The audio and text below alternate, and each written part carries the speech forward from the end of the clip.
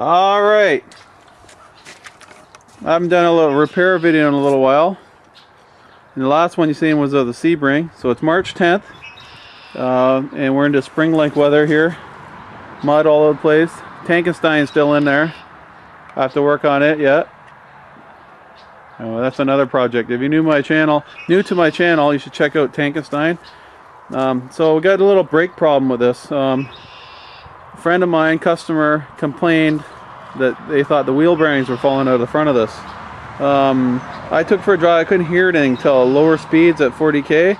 Turned side to side slightly. You can hear this god-awful racket. I'm going to show you what it is.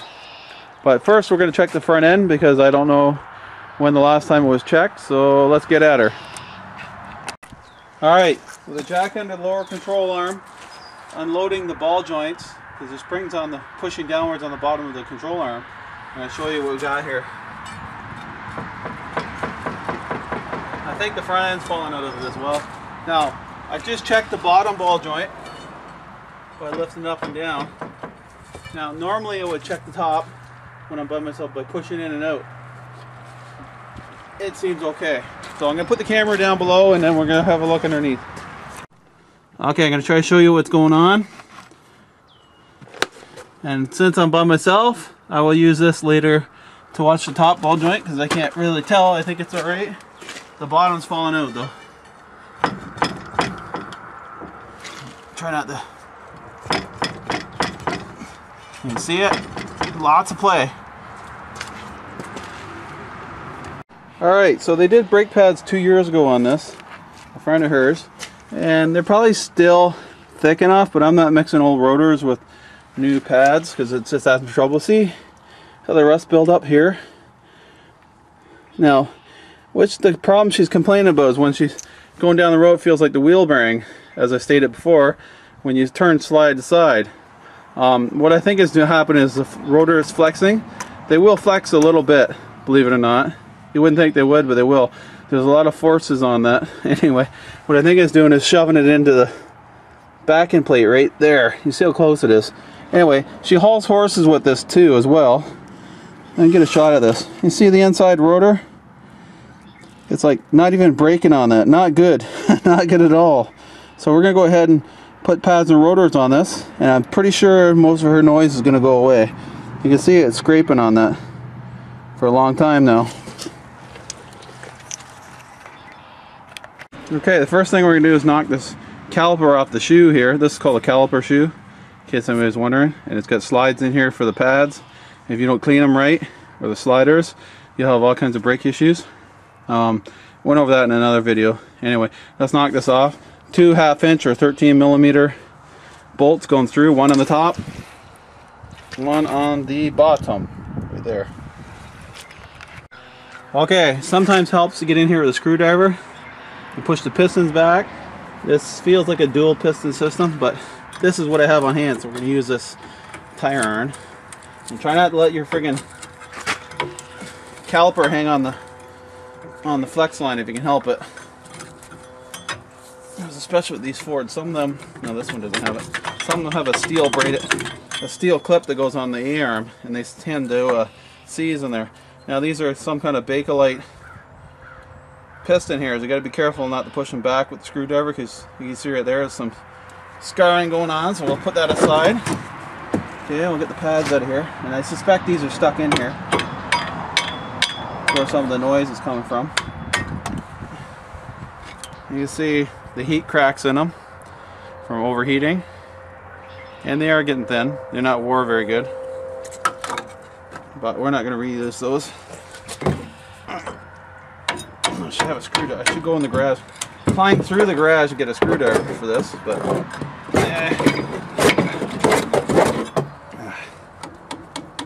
oh yeah.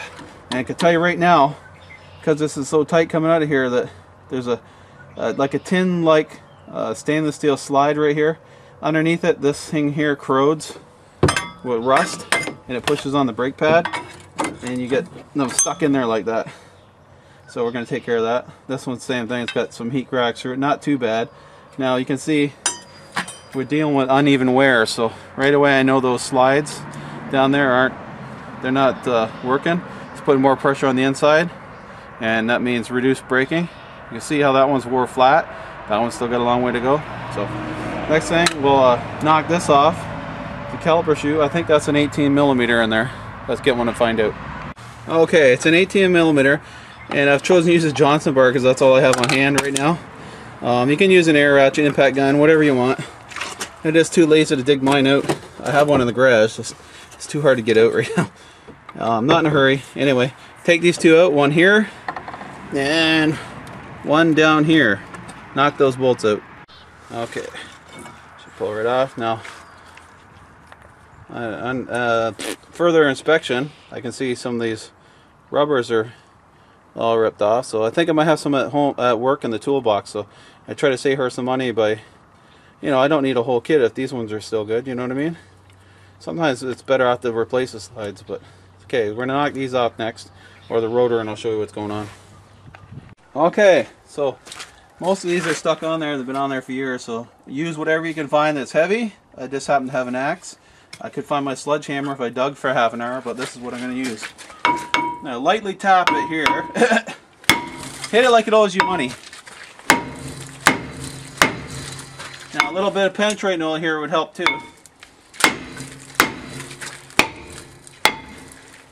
But like I said, I can't get in there and find shit.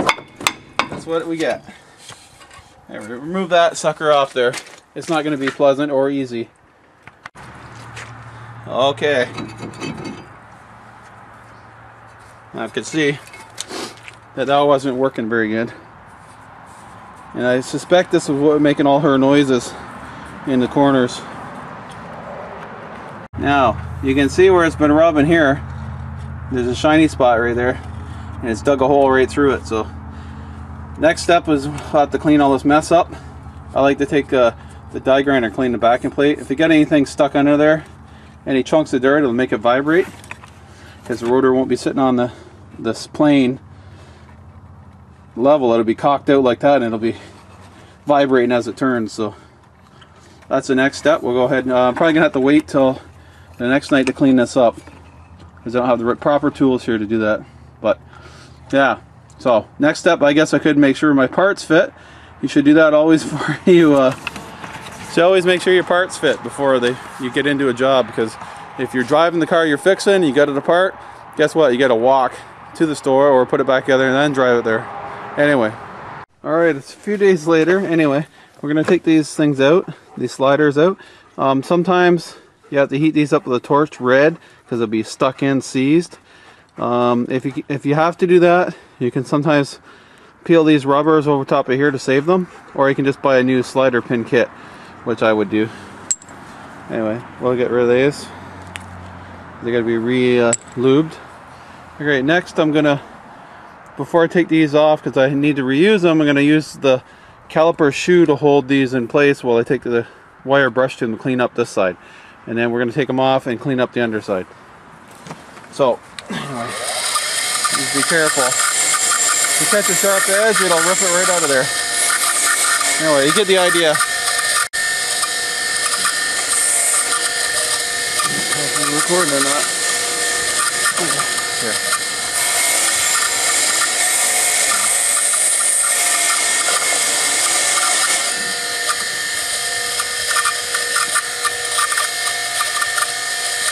I see some people grind the pad away so that it'll fit in the shoe because it's too tight. These usually rust underneath these slides. So let's go ahead and get those out of there, both sides. We'll clean up the back side of those in a minute. I try not to bend them all to crap because you need to reuse them. Some of the premium pads come with them slides. So anyway, this rust here, you need to get rid of it. Clean this all up. Then we'll put a some kind of lubrication on there to keep it from rusting again. Alrighty, so I'm going to use, you can use wire brush to clean that out if you want. It doesn't do as nice a job.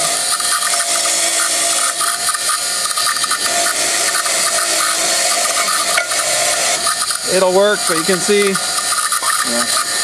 ouch.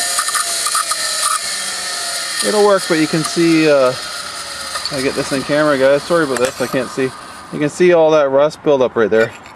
Wire brush doesn't cut it. You can chip that out with a hammer and a screwdriver, but what I tend to use is a die grinder. This is a good old wore out pad from work, but anyway.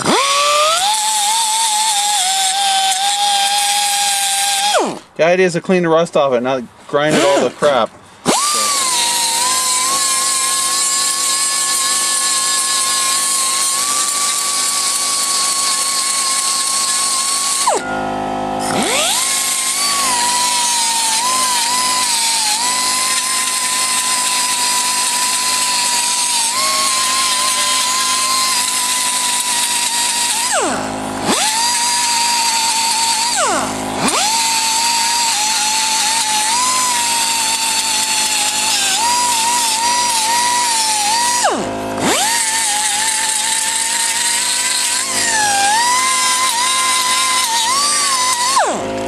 I should get a hammer and get a spark plug socket up.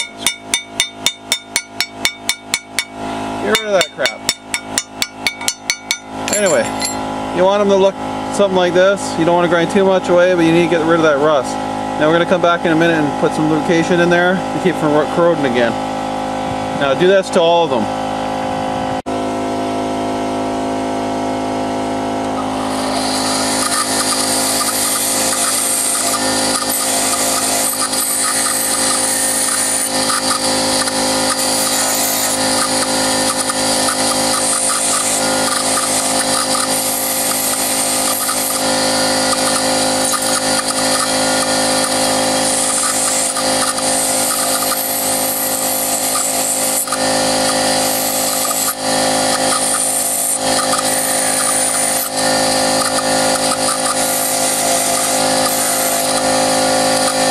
Okay, after a little road trip, we got some brake lubricant, so that's a weird color. Anyway, it's got to be silicone base, not grease, because grease will swell the rubbers and crap, and then you don't want that. Cause a whole other set of problems. Anyway, smear that on there first, and then put your shims in there, or slides, whatever you want to call them, and then do that side as well. Okay, clean your slider pins up, wipe them off first. You got to get down in here where the rust is towards the outside. So what I like to do is clean them off first before I take them to the wire brush. It's a lot easier. Like that.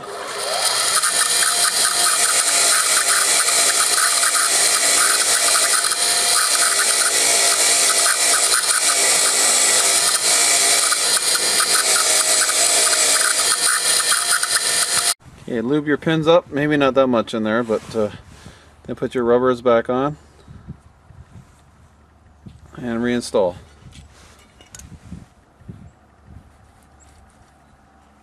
If you get too much in there, it's going to push it back out.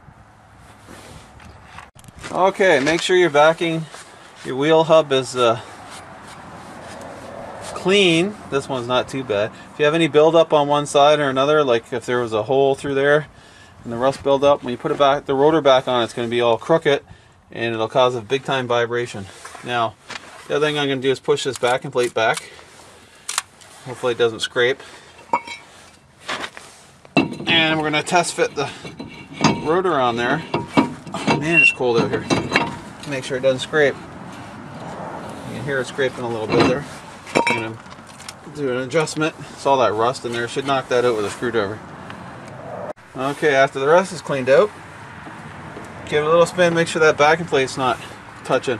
Now, I don't like to remove these, but if it's too rotted out, you can't even see me, these backing plates here, then you have to remove it. But it's there to keep the water off the rotor, which is good, because then it keeps your brakes when you hit a puddle. Alrighty, let's put our caliper shoe back on. Get this job done. It's too cold out here for this. Anyway, just like that.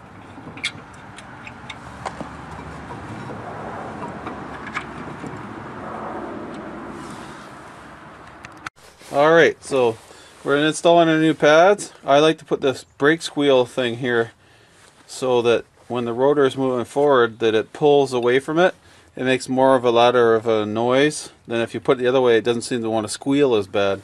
So if you put it, this is the inner one. If you put it so when the rotor turns, when you're going forward, that drags on, it makes a bigger squealing noise. Anyway, go in there, and now we're going to put some silicone brake quiet on the back of that. Okay, it doesn't take a whole lot, but just enough inside and outside. It's actually just silicone. You can use whatever you want. Black is better because well, if you got a big hole in the rim where you can see the brake pad, if you don't do it even, it looks like crap. Anyway, so reinstall your caliper, push the pistons back. You gotta be careful with these style Bakelite or whatever the hell that's made out of, some kind of plastic. Usually I'd use the old pad, stick it in here, or push it back. Sometimes you can't push the pistons back with the screwdriver while it's still in the car because of these anti-rattle clips.